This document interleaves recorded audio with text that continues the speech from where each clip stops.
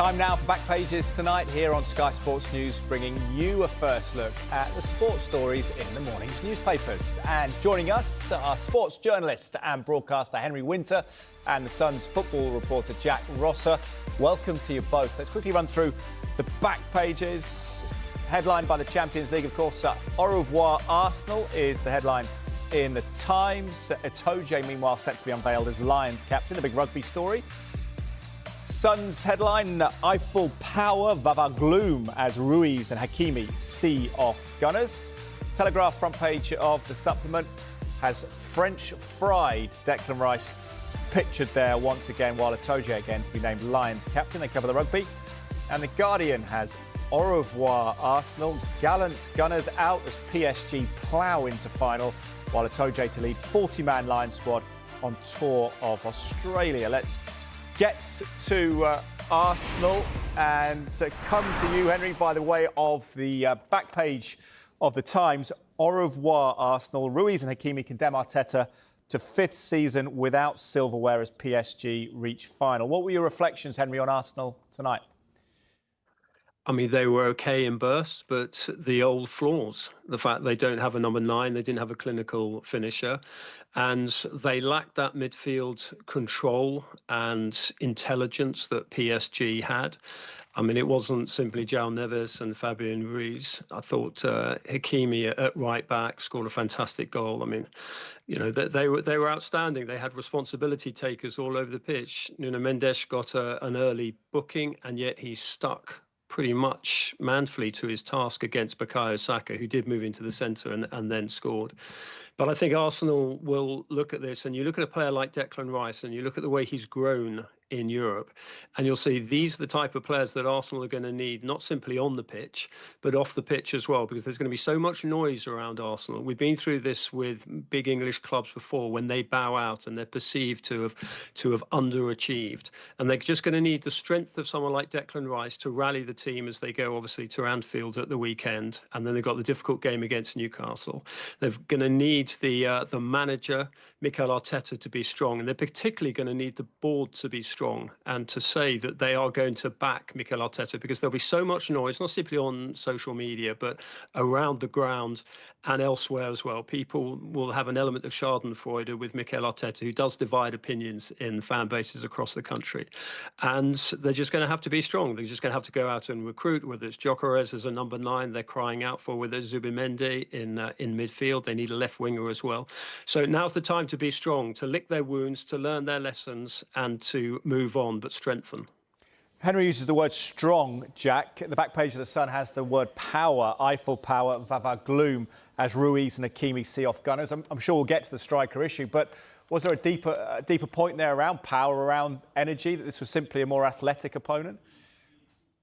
I'm not sure if they're more athletic. I think Arsenal are probably the more physically imposing side, and you could see they tried to use that. They slung an awful lot of crosses into the box. Thomas Partey with long throw after long throw. But I think maybe the energy that PSG have now and the work rate, and Arsenal worked incredibly hard. A lot of them were tireless, you know, throughout the Champions League knockout stages to get to this point. But PSG's energy and organisation in pressing teams and running at them and running back and working back. Kvaratskhelia, the incredible work he puts in to come back and help Mendes deal with Bukayo Saka is really something to behold. And I think that's really caused Arsenal problems. They weren't able to control games at times when they needed to, and they weren't really able to deal with that energy, which few sides have been able to. They've beaten so many teams, PSG, in the Champions League this season. They've beaten Manchester City, Liverpool, Aston Villa, and now Arsenal. They've knocked out those last 3 in the knockout stages, when the Premier League has got such a huge financial gap to so many of these clubs, maybe even someone like PSG, the depth that some of them have. But Arsenal just weren't able to deal with the spirit and the energy that PSG have. And finally, they look like a team, really. We've seen them so many times over the years fall short in the Champions League with some of the biggest stars in world football. I was at their semi-final last season when, you know, Kylian Mbappe was on the pitch trying to win the Champions League before he left the club, and they just didn't really click collectively as a team. But now they've got a real ethos, and so few teams have been able to deal with that this season. We'll see if PSG can go and win it for the first time in their club's history. Arsenal still haven't, Henry. The Telegraph Sports Supplement, French fried, Arsenal's trophy dream crushed. And is there any significance in the history, Henry? We know about clubs that have that affinity, that history with the Champions League. Arsenal just won UEFA Cup back in '94. Do you feel there's maybe a lack of belief that they will triumph at this stage? I mean, you've got a picture there of Declan Rice on the pull-out of the Telegraph, and he's pictured elsewhere. I mean, Declan Rice certainly not short of belief. He's been outstanding for Arsenal in the last sort of 2 or so months. I'm sure there'll be more debate about Martin Odegaard and whether he imposes himself enough on games. I mean, you look at Miles Lewis-Skelly. There's no shortage of belief in a kid like him. You know, he looked to the manner born in Europe this season.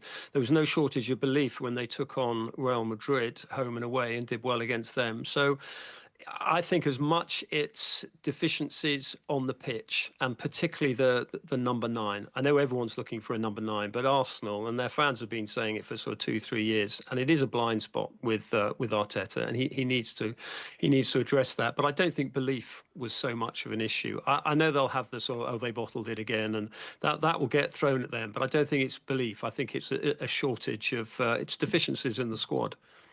Au revoir, Arsenal, Jack, is the headline in the Guardian Sports Supplement. Gallant Gunners out as PSG plough into final. Is gallant, I guess, a word we associate with a lot of England exits from tournaments. Do you think that's right tonight, or was it lacking just the class, the ingredients, as Henry says there, maybe the calibre? I think there's a bit of both. I think the first leg, you can definitely say we wanted to see a lot more from Arsenal. They were a bit passive going forwards at times. They struggled to really impose themselves like they did on Real Madrid in the quarter-finals. But I think tonight they were brave. They started incredibly fast and were denied by some fantastic work by Donnarumma. They kept pushing. Bukayo Saka especially kept pushing. I mean, the chance he missed, how many times he'll replay that in his head. You know, you have to feel sorry for him. I don't think he'll forget that for some time. But he especially kept going.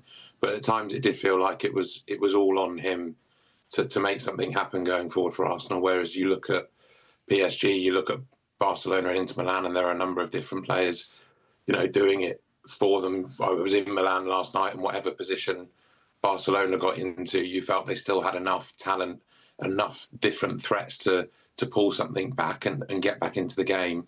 And you look at this Arsenal squad, and whether it's in the starting 11, Martinelli started well and then faded a bit. They don't really have the depth to bring off the bench, and that is, as Henry said, the real glaring thing. Mikel Arteta pointed it out at a press conference fairly recently. The one thing they need to regularly contend, not just in the Champions League, but keep it in the Premier League as well across both competitions, is depth and quality of depth. And he's got a lot of power at the club now, so it can't just be, come on, the board need to give this to me. Arteta needs to make a decision on who he's going to bring in and make sure it's a good one. That's an interesting point, Jack. The back page of the Eye, Gunners left singing the Bleus. Do you, obviously the French word for blues, do you, Henry, think along those lines that Arteta now, he's been there 5 years without a trophy, 3 years since Aubameyang left. Has he not been decisive enough in recruitment, or do you blame other people at the club? Well, he's had the FA Cup. Obviously, that was slightly behind closed doors, so that was a frustration. I do think that you can see, I mean, if you go back to when he arrived and you look at the squad then and you look at it now, certainly the starting 11 with, as we say, the sort of, you know, the absence of a number 9, they've definitely improved year on year. I mean, if they hold on to second place, that'll be 3 seconds in a row. I know everyone's sort of demanding, but I think if you talk to people around the club, they do sense that they have a manager who is building, and he certainly deserves definitely another season. What do you think, Jack, on that point around Arteta? How confident would you be as an Arsenal supporter that he's the right manager to lead them to that trophy? I think he certainly is. The players all clearly are fully behind him and with him, and he gets a tune out of them on so many occasions. And that's the key thing you need as a manager is the belief of your players and a connection with the fan base, and he has both of those things, and it will be thrown at him. He had the FA Cup in his first season, but it's 5 full seasons without a trophy now, and they have been consistently improving. But this season does feel like a bit of a backward step, really. They've not been able to challenge Liverpool anywhere near to the level they would have liked to have done. You would have thought at the start of the season, if somebody told you Manchester City were going to have an awful season by their standards, Arsenal were primed to walk through. They've obviously, as Arteta always points out, had so many injuries to deal with this season. They've had a few players back. They were missing a couple of players tonight as well, but you don't feel like they would have made so much of a difference that Arsenal would have got past this PSG side. But I think in Arteta, they have someone that everyone within the club has so much belief in, and he gets his players playing for him. So as long as he has that, then he's got every chance of winning them a trophy. And Arteta has said tonight post-match, Henry, he doesn't believe there's a better team or has been a better team in the Champions League this season than Arsenal. Your thoughts on that?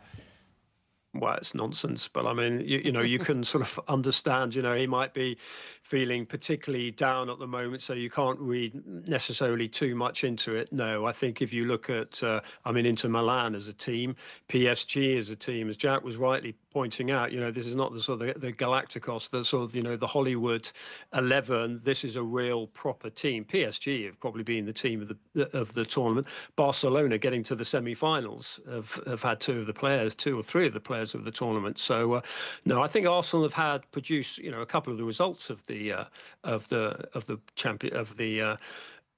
Champions League. But I think if you looked at the league phase, that was Liverpool. Does he help himself all the time, Jack? Do you think he maybe should reflect on what he says sometimes, Mikel Arteta? We came into this game with him claiming 2 league titles based on having more points at this stage of last season than Liverpool.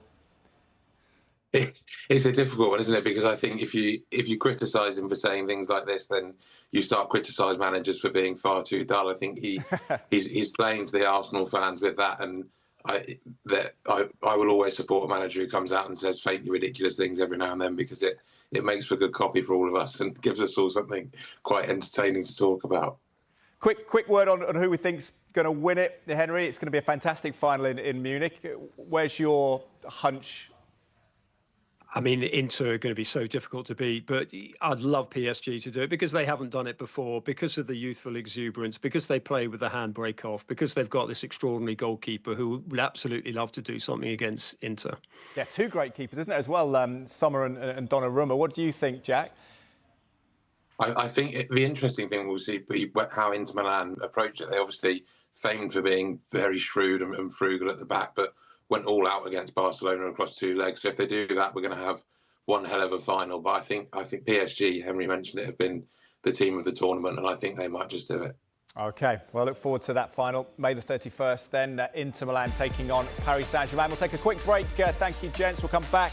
We'll look at more of the sports stories inside the morning's papers, including this in the Mirror. More on Arsenal with Art break, but also about Tottenham. Mad blow, so sad for Spurs. Maddison out.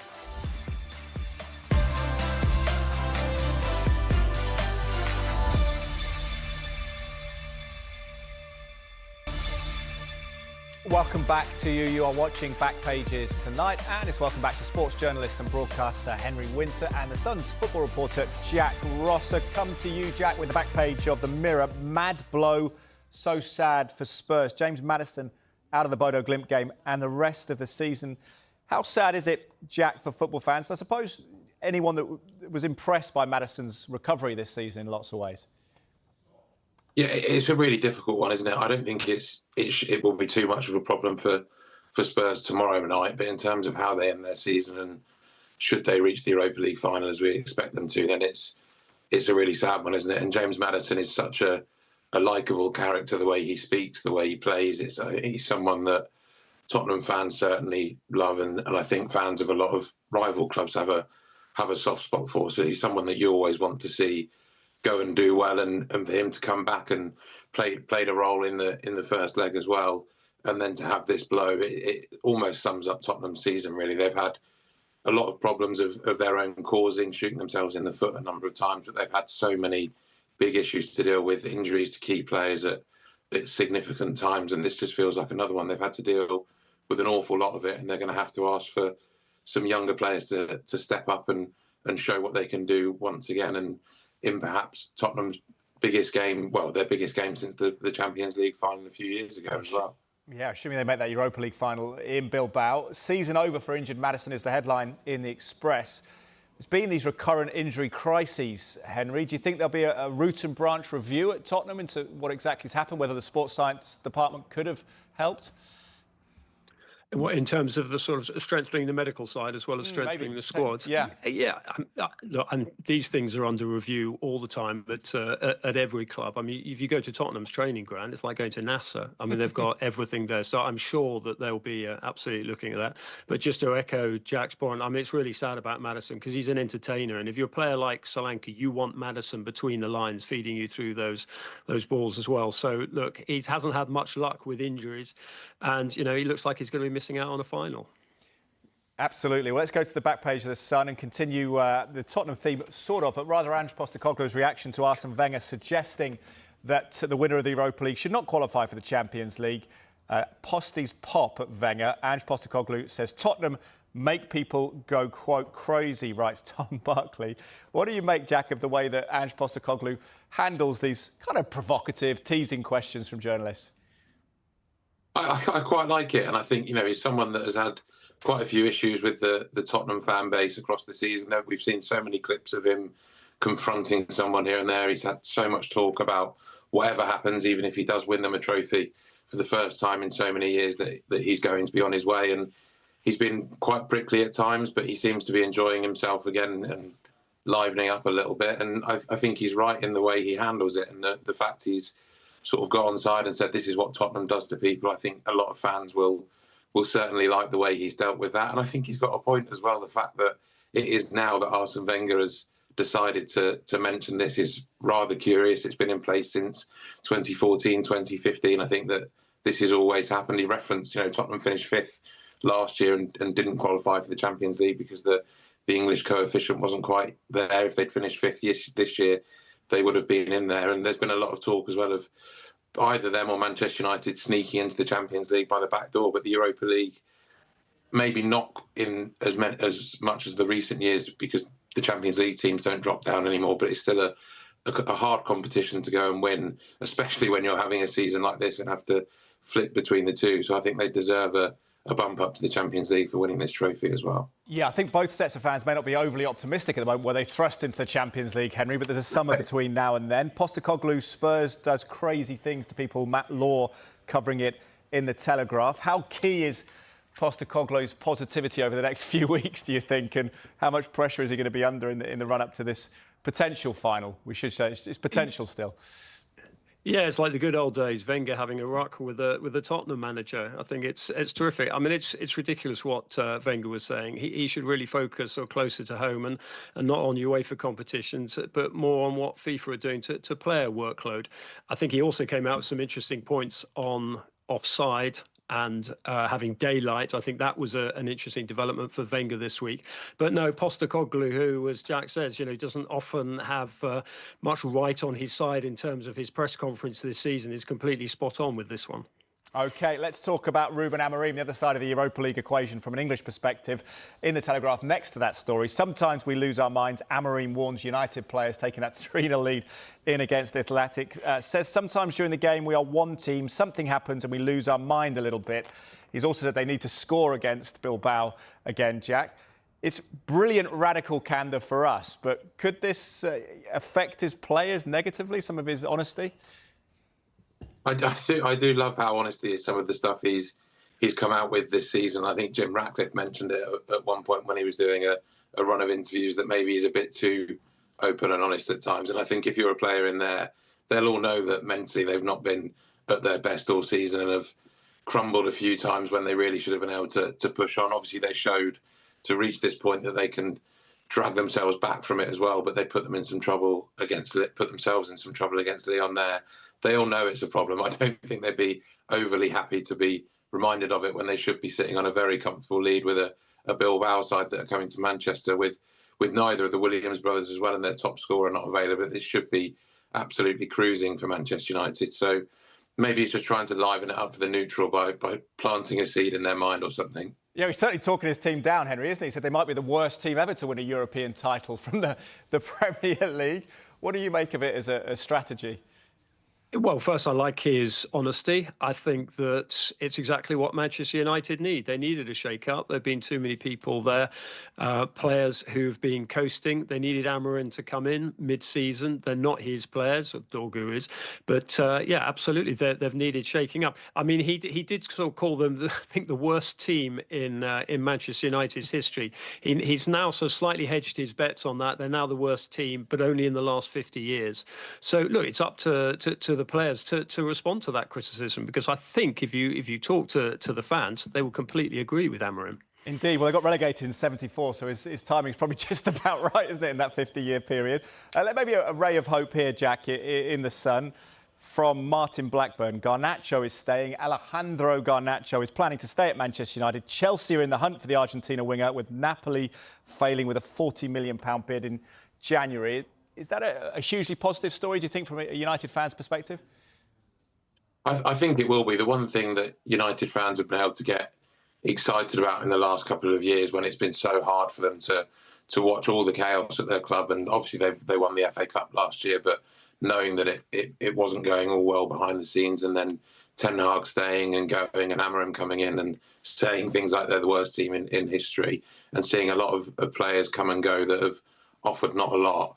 The one thing they've been able to invest in is the young players, seeing people like Garnacho, Kobbie Mainoo come through and have moments and enjoy themselves playing for Manchester United. And Garnacho has been on and off a bit this season, but when he's really on it, he's an incredibly dangerous and talented player. And for a Manchester United fan to see someone like that move to a club like Chelsea that they've had a rivalry with over the past 15, 20 years would be sickening for them. You know, the way Chelsea are going, you might go there and vanish a bit, but it would still be painful for them to watch it happen if you were to go on and succeed. I'm sure Manchester City fans haven't liked watching Cole Palmer do what he's done at Stamford Bridge over the last couple of seasons. So for Manchester United to do that, and have to do that because of the poor financial management of the club as well, would be a very painful thing. So I'm sure they'll be very glad to see him stay. Henry, your thoughts on Garnacho? How good can he be? Well, he's a terrific player. I don't think he necessarily fits into Amorim's tactical template of 3-4-2-1. I think he's best in a 4-3-3. I think if he went to Chelsea, as Jack says, he would almost sort of vanish. I don't think they need any more wide players. They've almost got, sort of shed full of them. They need a centre forward and a new goalkeeper. But look, he's a terrific talent, and you want to see one of our own, a homegrown player, stay. OK, Henry, time is running out, so we can't discuss rugby too much. We want to get your thoughts on Maro Itoje in 20 seconds or so, leading the 40-man Lions squad on tour of Australia. First Englishman since Martin Johnson. But is it diluted a little bit by the lack of options for the coach, Farrell?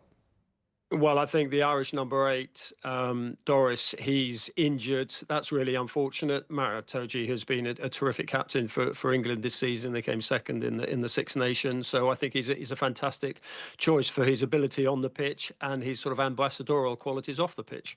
It's going to be a big tour, isn't it, this summer? Look forward to watching the rugby. Henry, thank you for joining us on Back Pages tonight. Hope to see you again soon. Jack, as well, always a pleasure.